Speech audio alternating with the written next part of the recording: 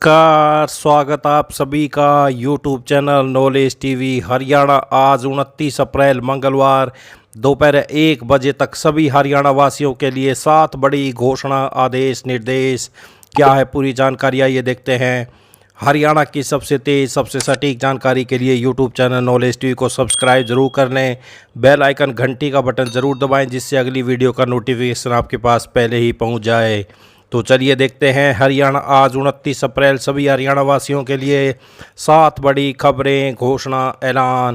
पहली बड़ी खबर, हरियाणा में सोमवार देर रात वायरल हुआ कॉमन एलिजिबिलिटी टेस्ट का नोटिफिकेशन फर्जी निकला। तो आप देख सकते हैं वायरल हुआ था यह नोटिफिकेशन, सीईटी एग्ज़ाम का फर्जी नोटिफिकेशन। इसमें 2 तारीख लिखी हुई थी, opening date of submission of online portal. तो ये आप देख सकते हैं। तो ये बड़ी खबर सामने आ रही है। हरियाणा स्टाफ सिलेक्शन कमीशन के चेयरमैन ने इसके फर्जी होने की पुष्टि की है। तो ये बड़ी अपडेट सामने आ रही है, सभी को नोटिफिकेशन का इंतजार है। फर्जी नोटिफिकेशन का खुलासा करते हुए एचएसएससी के चेयरमैन ने सीईटी के एग्जाम का इंतजार कर रहे युवाओं को कोई ठोस भरोसा नहीं दिया। उन्होंने सोशल मीडिया पोस्ट में लिखा, सीईटी 2025 को लेकर फैलाई जा रही खबर गलत है, इस नोटिफिकेशन को कोई विश्वास न करें। चेयरमैन ने आगे कहा, आप सभी ने काफ़ी समय से इस अवसर की प्रतीक्षा की है, जल्दी लंबा इंतराल खत्म होने वाला है। आयोग जल्द ही सीईटी 2025 का नोटिफिकेशन अपनी आधिकारिक वेबसाइट पर जारी करेगा। आयोग की आधिकारिक वेबसाइट को चेक करते रहें। तो ये सीईटी एग्ज़ाम का नोटिफिकेशन वायरल हुआ था कल रात। हरियाणा के 31 लाख युवाओं को सीईटी का इंतजार है। 3 साल से नहीं हुआ है सीईटी, अभी तक एक बार सीईटी हुआ है। तो इसके बगैर ग्रुप सीडी की सरकारी नौकरी नहीं मिलती हरियाणा में। तो ये पहली बड़ी खबर, ये नोटिफिकेशन फर्जी है, अभी कोई एग्ज़ाम पोर्टल नहीं खुला है। तो ये बड़ी अपडेट। आइए दूसरी बड़ी घोषणा देखते हैं। हरियाणा के परिवार पहचान पत्रों पीपीपी में त्रुटियों, गलतियों का संशोधन, अब ग्रिड पंचायत लोकल ऑपरेटर सीपीएलओ करेंगे। प्रदेश सरकार ने राज्य के सभी गांव में 6840 ग्रिड पंचायत लोकल ऑपरेटर नियुक्त किए हैं। अधिकतर पंचायत ऑपरेटरों ने अपनी ड्यूटी ज्वाइन कर ली है, जबकि बाकी बचे हुए ऑपरेटरों को इस महीने के आखिर तक ड्यूटी ज्वाइन करने को कहा गया है। यह पंचायत ऑपरेटर ठीक उसी तरह से काम करेंगे जिस तरह से राजस्व विभाग में पटवारी काम करते हैं। गाँव में इन ऑपरेटरों को सरपंच के सहायक के रूप में तैनात किया गया है। इसके पीछे सरकार की सोच यही है कि सरकारी योजनाओं के लाभ के लिए फार्म भरने से लेकर परिवार पहचान पत्र की सभी गलतियां ठीक कराने को ग्रामीण सबसे पहले सरपंच के पास पहुंचते हैं। तो सरपंच उन्हें पंचायत ऑपरेटर से मिलवाएगा और पंचायत ऑपरेटर इन ग्रामीणों के फार्म भी भरेगा तथा उनके दस्तावेजों में पूर्व में हो चुकी गलतियां भी ठीक कराएगा। तो राज्य में 6840 गाँव हैं, एक गाँव में एक ग्रिड पंचायत लोकल ऑपरेटर सीपीएलओ काम करेगा।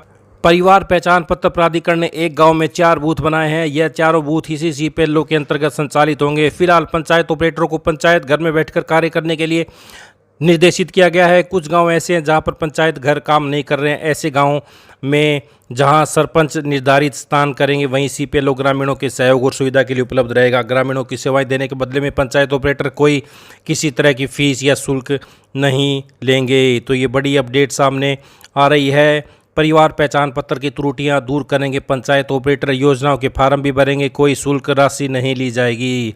तो सभी गांव पंचायत, सभी बड़ी अपडेट। आइए अगली बड़ी घोषणा देखते हैं।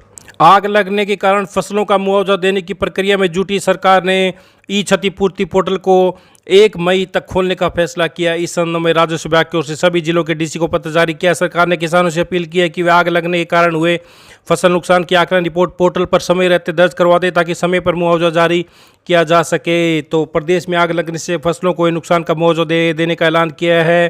तो ये बड़ी अपडेट। ई क्षतिपूर्ति पोर्टल 1 मई तक खुला रहेगा, समय से दर्ज करें आग से नुकसान की रिपोर्ट। तो ये बड़ी अपडेट। आइए अगली बड़ी घोषणा देखते हैं। पंजाब हरियाणा हाई कोर्ट ने हरियाणा सरकार द्वारा 11 मई 2024 को जारी उस अधिसूचना को रद्द कर दिया, जिसके तहत Haryana real estate regulatory authority के निर्णायक अधिकारियों को बकाया राशि की वसूली के लिए कलेक्टरों की तरफ अधिकार प्रदान किए गए थे।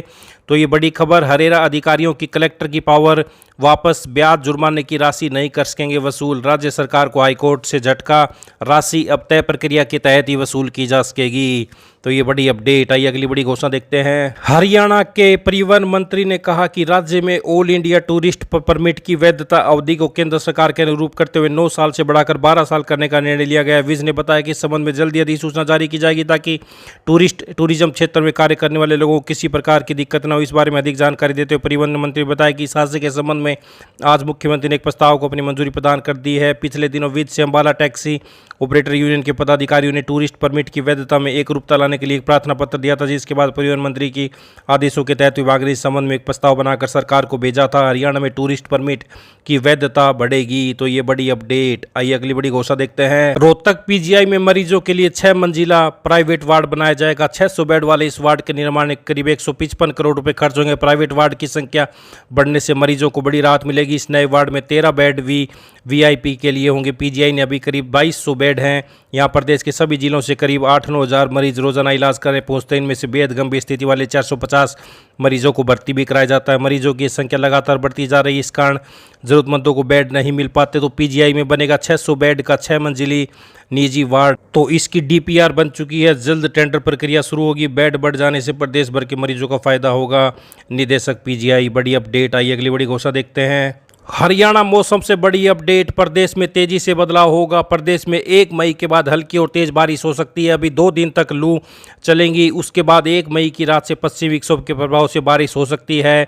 मई के पहले सप्ताह में 2 पश्चिमी विक्षोभ के एक्टिव होने की बात कही है। प्रदेश में हल्की से तेज वर्षा होगी इस दौरान। तो 2 दिन बढ़ेगा तापमान, फिर पश्चिमी विक्षोभ से होगी वर्षा। तो मई के पहले सप्ताह में बारिश के आसार। आइए अगली बड़ी घोषणा देखते हैं। स्कूलों में बनेंगे हर्बल गार्डन। केंद्र देगा 5 साल तक अनुदान। पहले वर्ष 25,000, फिर 4 वर्षों तक 7-7 हज़ार मिलेंगे। प्रदेश के राजकीय स्कूलों में हर्बल गार्डन विकसित होंगे। तो प्रदेश सरकार स्कूलों को परिसर में गार्डन के लिए प्रोत्साहित कर रही है। मकसद औषधीय खेती बढ़ाना, उपयोग की जानकारी छात्रों को देना, पर्यावरण के प्रति जागरूकता बढ़ाना है। तो जिन स्कूलों में उपयुक्त जगह है वहाँ 500 वर्ग मीटर क्षेत्र में हर्बल गार्डन स्थापित किए जाएंगे। केंद्र गार्डन के रखरखाव को स्कूलों को 5 साल तक अनुदान देगी। पहले वर्ष 25,000, अगले 4 वर्षों तक हर वर्ष 7,000 मिलेंगे। जिन स्कूलों में उपयुक्त जगह है वहाँ गार्डन विकसित करने के प्रस्ताव की सूचना आयुष विभाग पंचकुला को भेजें। तो ये बड़ी अपडेट सामने आ रही है। गार्डन में मेथी, पालक, धनिया, पुदीना, आंवला, हल्दी, कड़ी पत्ता, तुलसी, तेज पत्ता, अजवाइन के पौधे लगाए जाएंगे। ये औषधियाँ स्कूलों में बनने वाले मिड डे मील में प्रयोग की जा सकेंगी। सौंदर्यीकरण भी बढ़ेगा। तो स्कूलों में बनेंगे हर्बल गार्डन। केंद्र सरकार 5 साल तक अनुदान देगा। पहले वर्ष 25,000, फिर 4 वर्षों तक 7-7 हज़ार मिलेंगे। तो ये प्रदेश के राजकीय स्कूलों में बड़ी अपडेट। तो ये सभी हरियाणा वासियों के लिए आज 29 अप्रैल मंगलवार दोपहर 1 बजे तक सभी बड़ी घोषणा, आदेश, निर्देश। हरियाणा की हर छोटी से बड़ी जानकारी के लिए चैनल को सब्सक्राइब जरूर कर लें। YouTube channel knowledge TV. Subscribe करने के बाद बेल आइकन, घंटी का बटन जरूर दबाएं, जिससे अगली वीडियो का नोटिफिकेशन आपके पास पहले ही पहुंच जाए। अगर आपने घंटी का बटन नहीं दबाया सब्सक्राइब करने के बाद, तो आपको नहीं पता चलेगा अगली वीडियो कब अपलोड की गई है। तो हरियाणा की सबसे तेज, सबसे सटीक योजना, घोषणा, आदेश, निर्णय, मौसम सभी की जानकारी के लिए यूट्यूब चैनल नॉलेज टीवी को सब्सक्राइब जरूर कर लें। इस वीडियो को ज़्यादा से ज़्यादा लाइक करें, शेयर करें, कमेंट करें, सब्सक्राइब करें, ताकि ज़्यादा से ज़्यादा लोगों के पास यह जानकारी पहुंच सके। हरियाणा के दिन भर आपको सबसे तेज़, सबसे सटीक जानकारी, योजना, घोषणा आपको यहां पर मिलती रहती है। तो ये थी दोपहर 1 बजे तक की घोषणाएं। मिलते हैं अगली बड़ी घोषणाओं के साथ। तब तक के लिए बहुत बहुत धन्यवाद।